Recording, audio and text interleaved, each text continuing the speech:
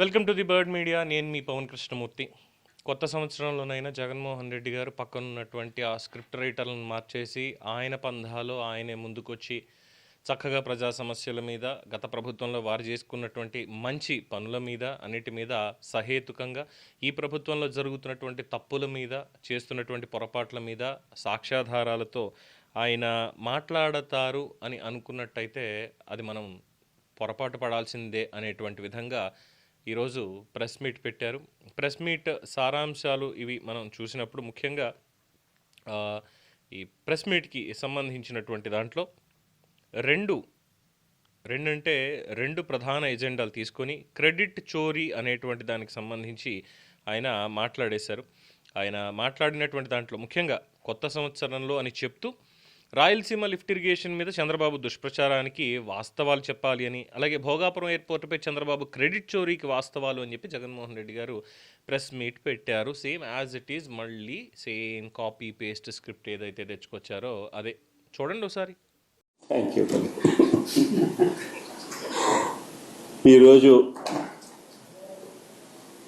కొత్త సంవత్సరంలో అడుగు పెట్టిన తర్వాత ఈ ప్రెస్ కాన్ఫరెన్స్లో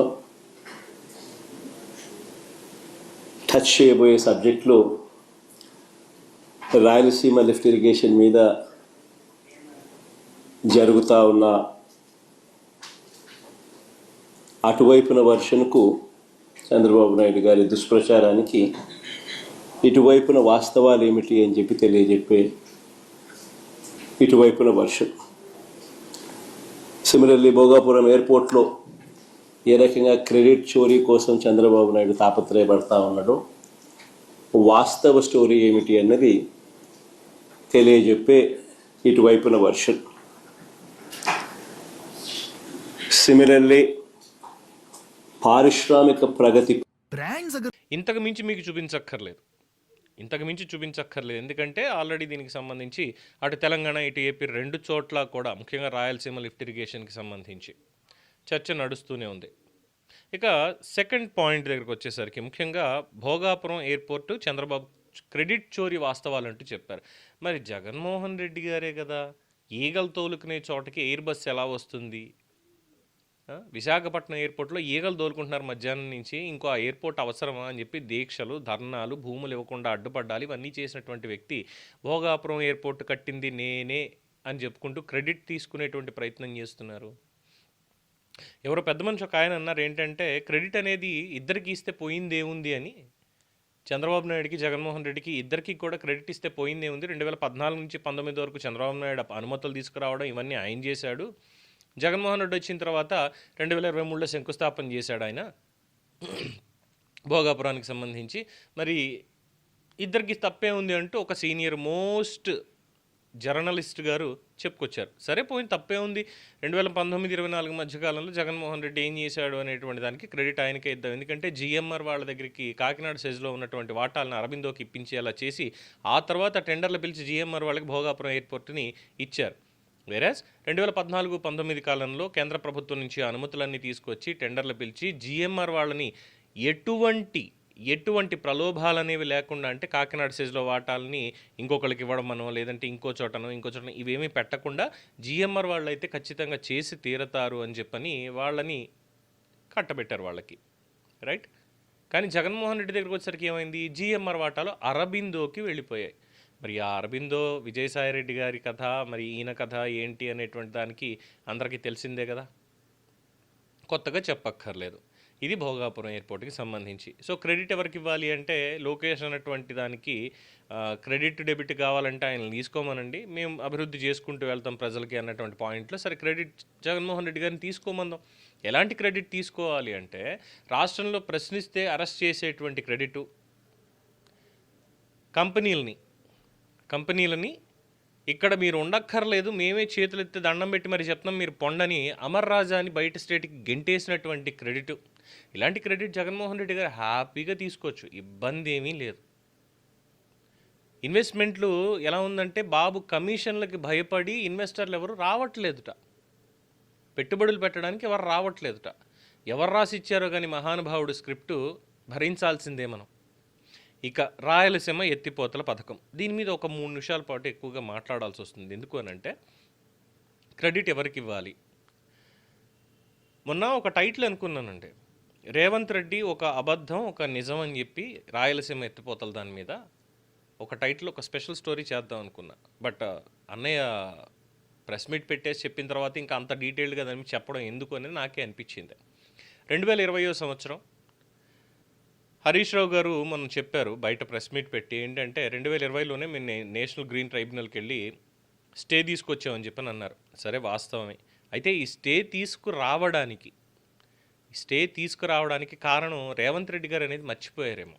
ఎందుకు అనంటే బీఆర్ఎస్ కంటే ముందు కాంగ్రెస్ పార్టీ రేవంత్ రెడ్డి గారు ఇదిగో ఆంధ్రప్రదేశ్ ప్రభుత్వం ఇక్కడ ఇలా చేస్తోంది అని చెప్పని ఫోటోలు రిలీజ్ చేశారు. రాయలసీమ ఎత్తిపోతల పథకం అంటే పోతిరెడ్డిపాడు హెడ్ రెగ్యులేటరీని ఎక్స్పాండ్ చేయడం ఇది కూడా కాదు. రాయలసీమ అని చెప్పి ఎత్తిపోతల పథకం సెపరేట్గా అక్కడ స్టార్ట్ చేసి వర్కులు ఇలా చేస్తున్నాడు అన్నటువంటి పాయింట్కి పనులన్నీ కూడా దాదాపు పూర్తయిపోయాయి. 90% పనులు పూర్తయ్యాయనేటువంటి ఫోటోలు ఇవన్నీ కూడా తీసుకొచ్చి ప్రెషర్ పెడితే అప్పుడు కేసీఆర్ గవర్నమెంటు నేషనల్ గ్రీన్ ట్రైబ్యునల్కి వెళ్ళి దాని మీద స్టే తెచ్చుకొచ్చింది. అప్పటికే పెద్దిరెడ్డి కంపెనీ దానికి సంబంధించినటువంటి వర్క్స్ ఇవన్నీ కూడా చేసుకుంటూ వెళ్ళారు. సో చంద్రబాబు నాయుడు గారి ప్రభుత్వం కాదు, రాయలసీమ ఎత్తిపోతల పథకం స్టార్ట్ చేసింది కానీ ఆపేసింది కానీ చంద్రబాబు నాయుడు గారి ప్రభుత్వం కాదు. 2014-19లో ఆర్ 19-24లో లేదు, ఇప్పుడు 24-26 ఈ టైంలో కూడా కేవలం జగన్మోహన్ రెడ్డి హయాంలోనే, కరోనా టైంలోనే ఈ పనులన్నీ చేయించుకుంటూ ముందుకు వెళ్ళిపోయి రాయలసీమ ఎత్తిపోతల పథకం అని. ఎందుకంటే అక్కడ ముందు మచ్చుమర్రి ఉంది నీళ్లు తీసుకోవడానికి, లేదంటే ఈ పోతిరెడ్డిపాడు నుంచి మనకు ఉన్నటువంటి ఆ కృష్ణా జిల్లాల వాటాలో ఎక్సెస్ వాటా ఏదైతే ఉందో, కేసీఆర్ అప్పటికే కరెంట్ ఉత్పాదన పేరుతోటి నీటిని ఏ విధంగా వాడుతున్నాడు ఇవన్నీ కూడా కంప్లైంట్లు ఆ రోజు చూసుకున్నాం. టెక్నికల్ డీటెయిల్స్ అన్నిటితోటి కలిపి ఇరిగేషన్ ఎక్స్పర్ట్స్ కూడా చాలామంది ఏంటంటే చెప్పారు కేసీఆర్ అన్యాయం చేస్తున్నాడు అని చెప్పని.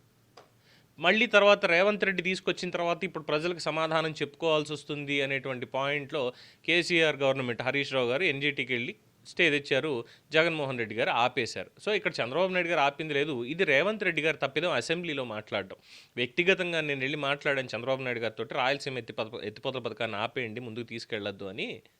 ఆయన అందుకే ఆపేశారు అని. 2020లో మరి చంద్రబాబు నాయుడు గారు ముఖ్యమంత్రిగా ఉన్నారు లేదు రేవంత్ రెడ్డి గారికే తెలియాలి. సో ఆయన పక్కన కూడా స్క్రిప్ట్ రైటర్లు చేరారు అనేది దీంతో అర్థమవుతోంది ఒక పాయింట్. సో వీటన్నిటిలో నాదే క్రెడిట్ అన్నట్టుగా ఏది పోతిరెడ్డిపాడుని పట్టించుకోం కానీ రాయలసీమ ఎత్తిపోతల పథకం, దానికి రాయలసీమ ద్రోహి అంటూ చంద్రబాబు నాయుడు గారిని విమర్శించడం, ఇవన్నీ చేయడం. ఆయన హయాంలోనే ఏది జగన్మోహన్ రెడ్డి ముఖ్యమంత్రిగా ఉండగా ఆయన హయాంలోనే రాయలసీమ ఎత్తిపోతల పథకం ఆపేస్తే సీమద్రోహి చంద్రబాబు నాయుడు ఎలా అవుతారు? అప్పుడున్నటువంటి బీఆర్ఎస్ ప్రభుత్వం ఎన్జీటీకి వెళ్ళింది, కేంద్ర ప్రభుత్వం దగ్గర కంప్లైంట్ పెట్టింది. దాంతో స్టే ఇచ్చారు వాళ్ళు ఆపమని చెప్పి, ఫైన్లు వేశారు ఏపీ ప్రభుత్వానికి. బీఆర్ఎస్ తోటి చంద్రబాబు నాయుడు ఏమైనా కుమ్మక్క అయిపోయి కేసీఆర్ను ఇమ్మీడియట్గా అక్కడ రాయలసీమ ఎత్తిపోతల పథకం ఇలా జరుగుతుంది, తెలంగాణకు నష్టం అవుతుంది, నువ్వు స్టే ఇప్పించుకోపోయి అని చెప్పి ఈయనని చెప్పాడా? లేదు కదా. మరి ఎట్టయితుడప్ప చంద్రబాబు నాయుడు రాయలసీమ ద్రోహి ఎట్టయితుడు? ఇది అన్నీ చెప్పినటువంటిది వాళ్ళ ప్రెస్ మీట్లో అని వ్యంగ్యంగా మాట్లాడుతున్నారు. Fine, that's okay. అయితే ఈ క్రెడిట్ చోరీ అనేటువంటి దగ్గర ఎందుకు జగన్మోహన్ రెడ్డి గారికి ఇంత ఆపేక్ష? ప్రభుత్వ సొమ్ముని పత్రికకి తరలించుకున్నాను, వాలంటీర్ వ్యవస్థను పెట్టి ప్రజల సొమ్ముని దోచేశాను, రంగులేయడానికి ఇదంతా చేసి అన్యాయం చేశాను, శాశ్వత భూ హక్కు పేరుతోటి రాళ్ళు రప్పలు అన్నిటి మీద పుట్టిన దగ్గర నుంచి చచ్చేదాకా సర్టిఫికెట్ల మీద నా బొమ్మ వేయించుకున్నాను, వీటి క్రెడిట్ తీసుకోమనండి. ఎవడొద్దన్నాడు? హంతకుల్ని, డోర్ డెలివరీ చేసినటువంటి హంతకుల్ని నా పక్కన పెట్టుకుని తిరిగాను, క్రెడిట్ ఆయనకే చెల్లింది, తీసుకోమనండి. ఆఖరికి ఒక మంచి ప్రశ్న అడిగి సమాధానం చెప్తారు అనుకుంటే దావోస్ లాంటి ఇంటర్నేషనల్ స్టేజెస్లో కూడా వెళ్ళి ఇట్స్ ఏ లెంగ్దీ క్వశ్చన్ అని చిక్కటి చిరునవ్వు నవ్వినటువంటి క్రెడిట్ని జగన్మోహన్ రెడ్డి గారిని తీసుకోమనండి. ఎవరొద్దన్నారు? 200 ఆలయాల మీద జరిగినటువంటి దాడులు, దాన్ని ఛేదించినటువంటి తీరు, ఎవరు చేశారో అనేది ఛేదించినటువంటి తీరు, వీటికి సంబంధించి క్రెడిట్ కూడా జగన్మోహన్ రెడ్డి గారిని తీసుకోమనండి. ఎవరొద్దన్నారు? బట్ ఇవేవి కాదు. ఇక్కడ చంద్రబాబు నాయుడు ప్రభుత్వం గూగుల్ తీసుకొచ్చిన క్రెడిట్ నాది, నేను గూగుల్తో మాట్లాడాను గూగుల్ తోటి. అదాని నేనే మాట్లాడా, అంబానీ నేనే మాట్లాడా, అన్నీ నేనే మాట్లాడా, నేనే చేశా. ఎప్పుడు వచ్చారు వాళ్ళు? చంద్రబాబు నాయుడు గారు ముఖ్యమంత్రిగా ఉన్నప్పుడు వచ్చారు. ఎవరితో చర్చలు జరిపారు? చంద్రబాబు నాయుడు గారితో చర్చలు జరిపారు. మైక్రోసాఫ్ట్ అయినా ఇంకోటైనా ఏదైనా సరే. జగన్మోహన్ రెడ్డి గారి హయాంలో ఏం జరిగింది? కియా మోటార్స్కి బెదిరింపులు వెళ్ళాయి, జాకీ పరిశ్రమ వెళ్ళిపోయింది, అమర్ రాజా పరిశ్రమ వెళ్ళిపోయింది. మరి ఎలా వస్తారు? ఎలా వస్తారు?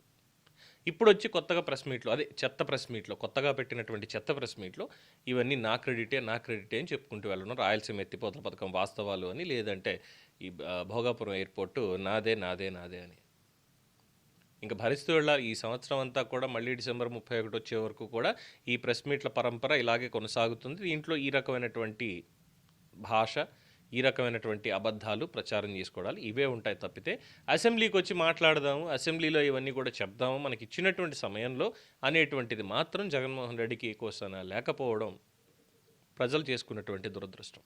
ఏమంటారు? దీని మీద మీ అభిప్రాయాన్ని కామెంట్స్ రూపంలో తెలియజేయండి. చూస్తూనే ఉండండి ది బర్డ్ మీడియా.